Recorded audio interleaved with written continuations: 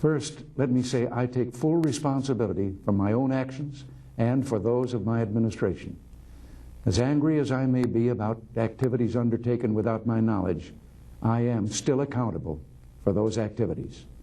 As disappointed as I may be in some who served me, I am still the one who must answer to the American people for this behavior. And as personally distasteful as I find secret bank accounts and diverted funds, well, as the Navy would say, this happened on my watch. Let's start with the part that is the most controversial. Our government has a firm policy not to capitulate to terrorist demands, that no concessions policy remains in force. In spite of the wildly speculative and false stories about arms for hostages and alleged ransom payments, we did not, repeat, did not trade weapons or anything else for hostages, nor will we. Despite Reagan's denials, investigations soon revealed that arms had been traded for hostages held in the Mideast. A few months ago, I told the American people I did not trade arms for hostages. My heart and my best intentions still tell me that's true, but the facts and the evidence tell me it is not.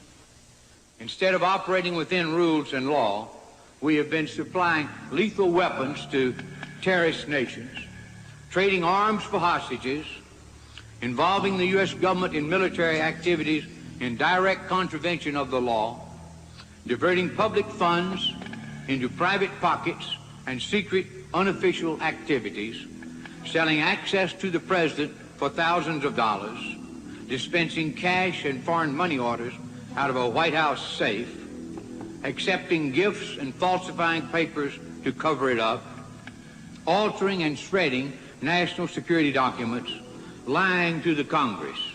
Now, I believe that the American people understand that democracy cannot survive that kind of abuse. I did do it. I am not, as I said in my statement, at all ashamed of any of the things that I did.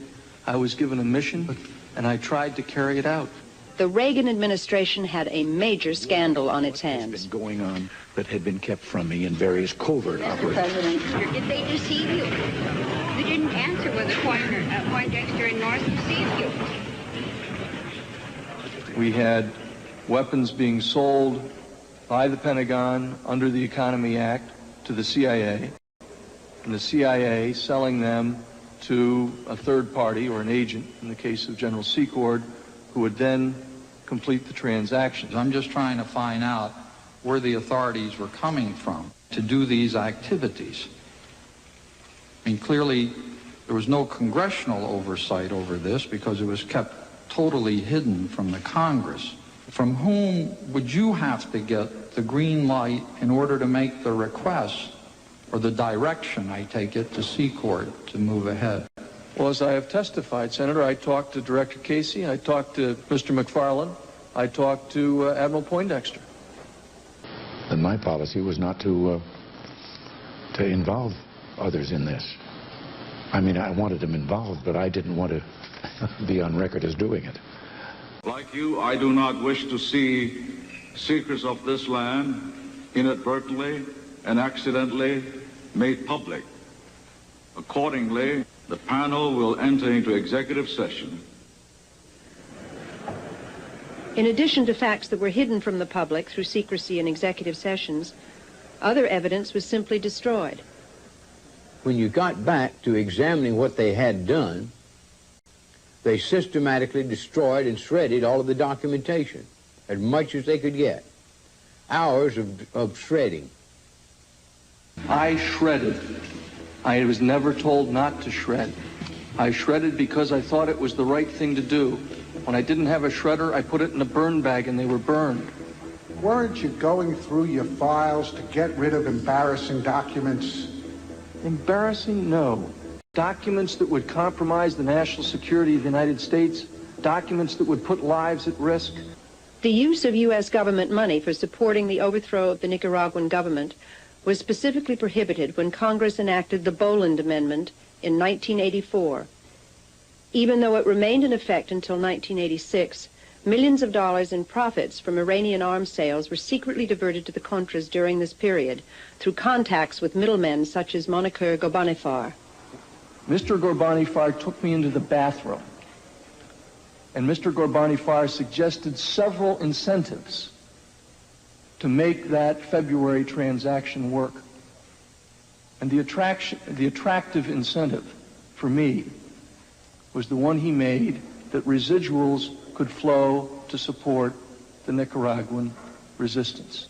We have an obligation to be of help where we can to freedom fighters and lovers of freedom and democracy from Afghanistan to Nicaragua. One of the most threatening developments surrounding these revelations is the use of money raised through illegal activities to influence the American electoral process. There are growing indications that large amounts of offshore money are being funneled to conservative political action committees to mount campaigns against liberal congressmen up for re-election. Even Ghorbanifar knew that you were supporting the Contras. Yes, he did. Izvestia knew it. The name had been in the papers in Moscow. It had been all over Danny Ortega's newscast. Radio Havana was broadcasting it. It was in every newspaper in the land. All our enemies knew it, and you wanted to conceal it from the United States Congress. We wanted to be able to deny a covert operation. Did you make a mistake in sending arms to Tehran, sir?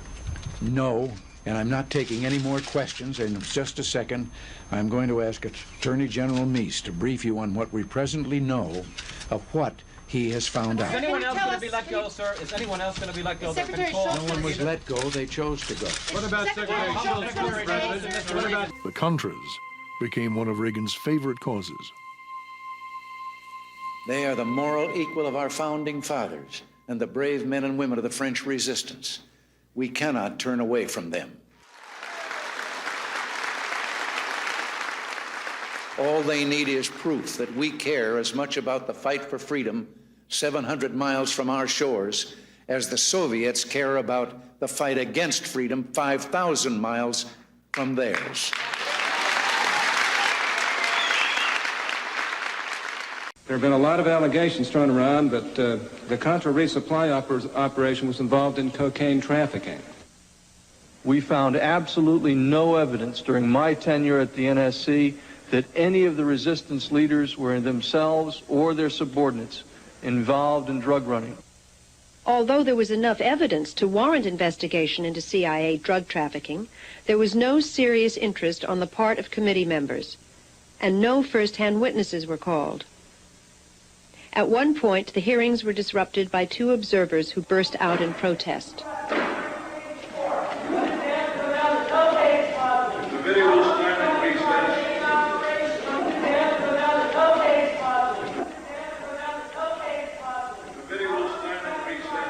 For these actions, the protesters were handed down stiff jail sentences of over a year each.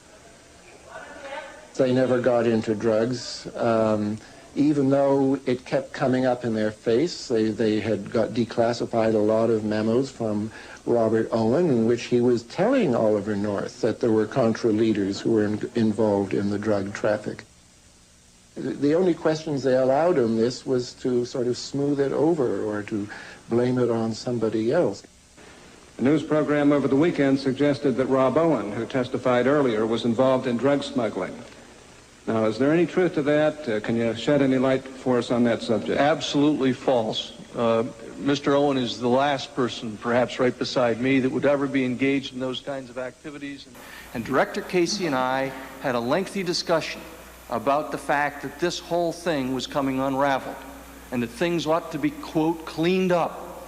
And I started cleaning things up. And when you cleaned them up, did you or did you not shred documents that reflected the president's approval of the diversion? Objection. How many times do we have to have the question asked, Mr. Chairman?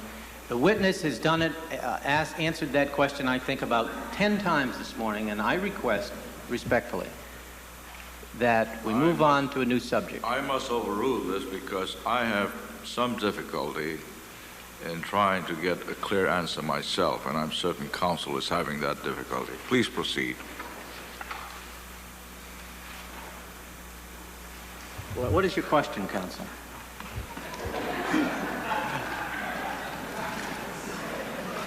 you forgotten the question? Well, I have, and I have to make objections. So you ask it again, and I'll... You did, and it was overruled, and the question stands. I'd like the witness to answer it if he remembers it. Could we... He obviously doesn't remember it. He just asked you to repeat it. May you we did. have... You did. He did not. Sir, do you remember the question?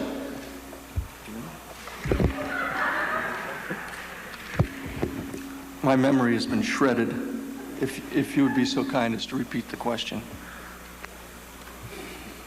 You've testified that you shredded documents shortly after you heard from Director Casey that Furmark had said monies had been used from the Iranian arms sales for the benefit of the Contras. That is correct. And my question to you is, did you or did you not shred documents that reflected presidential approval of the diversion? I have absolutely no recollection of destroying any document which gave me an indication that the president had seen the document or that the president had specifically approved.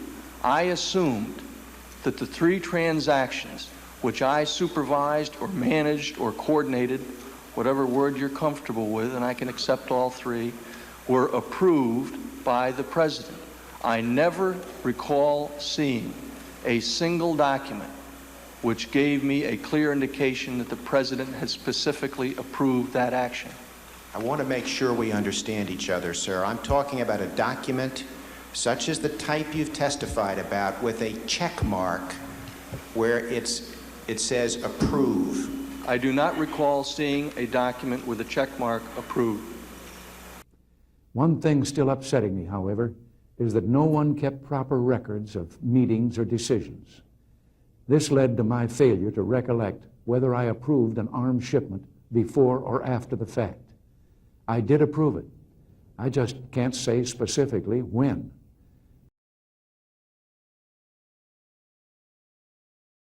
Colonel North, in your work at the NSC, were you not assigned at one time to work on plans for the continuity of government in the event of a major disaster?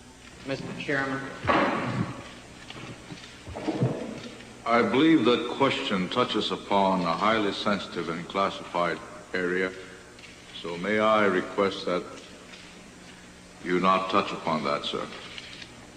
I was particularly concerned, Mr. Chairman, because I read in Miami papers and several others that there had been a plan developed by that same agency, a contingency plan in the event of emergency that would suspend the American Constitution. And I was deeply concerned about it and wondered if that was the area in which he had worked. I believe that it was, but I wanted to get his May I most confirmation. respectfully request that that matter not be touched upon at this stage. If we wish to get into this, I'm certain arrangements can be made for an executive session.